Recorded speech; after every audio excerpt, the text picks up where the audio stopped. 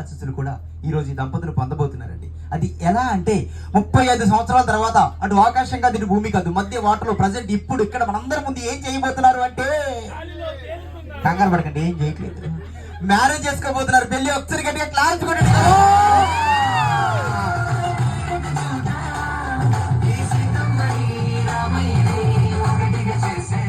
Thank you sir. అందుకే చెప్పాను sir, ఎందుకంటే ఇదంతా కూడా భద్రాచల రాముడు వారు నడిచినటువంటి ప్రాంతంలో మ్యారేజ్ జరగడం అంటే ఆశామాషే కాదండి. ఏ జన్మ పుణ్యం సార్కి ఈరోజు ఇంత చక్కటి అదృష్టం. ఈ మ్యారేజ్ కి టవల్ కావాలి, ఎవరి దగ్గర టవల్ ఉందమ్మా? టవల్ కానీ షాల్ ఏంటి సార్? హాయ్ చెప్పండి అందరికి. Super sir. మీ పేరండి? కార్తికేయన్ గారు.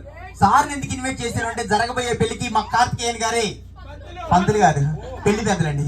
పెళ్లి పెద్దల గారికి మేము టవల్ స్కార్ప్ కాదు. చాలా మందగా చదువుకోకండి, తర్వాత ఇచ్చేయాలి అంటారా బాబా? అవి కూడా పంపించండి అమ్మా. అవంటే ఏమీ కాదు సార్. భద్రాచలం తెలుసు కదండి అందరికి.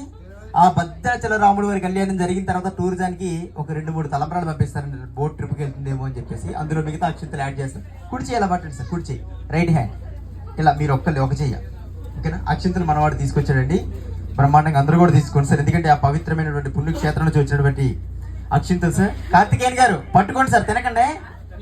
Very good. అక్షింతలు అందరి దగ్గరికి వస్తున్నాయి. స్వయంగా మన కుర్రవాడి మీ దగ్గరికి తీసుకొస్తాడండి.